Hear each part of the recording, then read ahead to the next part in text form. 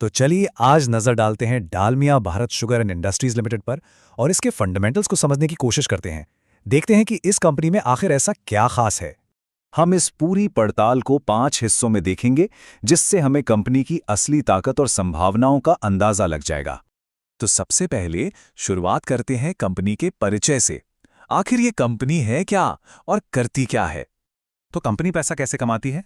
देखिए, इसका जो रेवेन्यू है उसका एक बहुत बड़ा हिस्सा करीब 67% आता है चीनी से। लेकिन डिस्टिलरी का बिजनेस भी पीछे नहीं है, वो भी 23% का अच्छा खासा योगदान देता है। ये कोई नई कंपनी नहीं है, इसकी जड़ें डालमिया भारत ग्रुप से जुड़ी हैं। 1994 में इन्होंने चीनी इंडस्ट्री में कदम रखा था और देखिए आज ये इंडिया के सबसे बड़े प्लेयर्स में से एक हैं। अच्छा, अब आते हैं कंपनी की एक बहुत बड़ी ताकत पर, और वो हैं इसके क्लाइंट्स। मतलब कौन कौन इनसे सामान खरीदता है?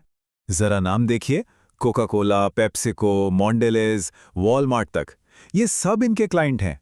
जब इतने बड़े नाम आपके ग्राहक हों तो इससे न सिर्फ कंपनी की साख पता चलती है, बल्कि ये भी पक्का हो जाता है कि डिमांड की कोई कमी नहीं होने वाली।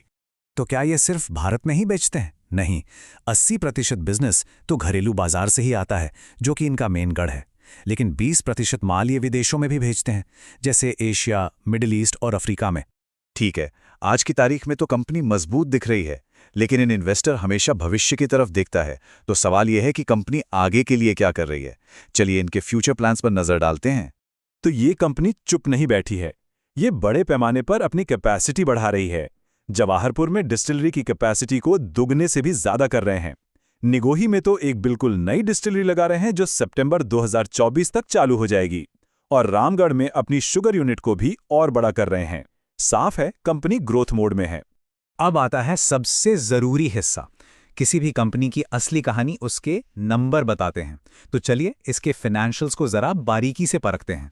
एक एनालिसिस के हिसाब से इस स्टॉक की जो असली कीमत यानी इंट्रिंसिक वैल्यू होनी चाहिए वो है करीब 666 रुपए, और अभी मार्केट में ये कितने का मिल रहा है?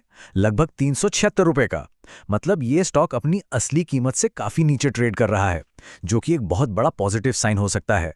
अब ये देखिए, करीब 75% हिस्सेदारी कंपनी के प्रमोटर्स यानी मालिकों के पास ही है। ये बहुत बड़ी बात है। जब मालिक खुद कंपनी में इतना बड़ा हिस्सा रखते हैं तो इसका मतलब है कि उन्हें अपनी कंपनी के भविष्य पर पूरा भरोसा है। ये नंबर है कंपनी का डेट टू इक्विटी रेशियो। आसान भाषा में कहें तो कंपनी पर कर्ज ना के बराबर है। ये दिखाता है कि कंपनी की नींव कितनी मजबूत है और वो उधार पर निर्भर नहीं है।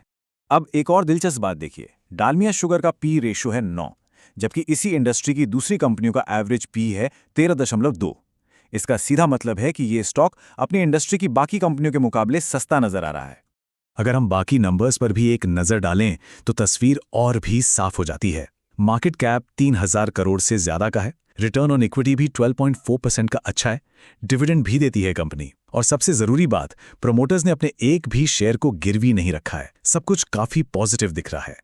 तो इन सारी जांच पड़ताल के बाद अब वक्त है फाइनल स्कोर देखने का।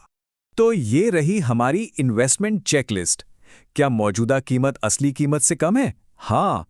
क्या प्रमोटर होल्डिंग 50% से ज्यादा है? बिल्कुल। क्या स्टॉक का पी इंडस्ट्री से कम है? हाँ। पीईजी रेशियो 1 से कम? चेक। कर्ज 1 से कम? चेक। डिविडेंड देती है? हाँ। कोई शेयर गिरवी है? नहीं।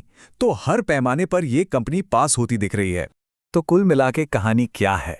यही कि ये भारत की उन चुनिंदा शुगर कंपनियों में से है जो न सिर्फ बड़ी हैं बल्कि तेजी से बढ़ भी रही हैं, और जिनके ग्राहक दुनिया के सबसे बड़े ब्रांड्स हैं। तो सवाल ये उठता है कि जब फंडामेंटल्स इतने मजबूत हैं, फ्यूचर के प्लान्स भी एकदम साफ हैं और वैल्यूएशन भी आकर्षक लग रहा है, तो क्या ये चीनी कंपनी बाजार में एक मीठा सौदा साबित हो सकती है?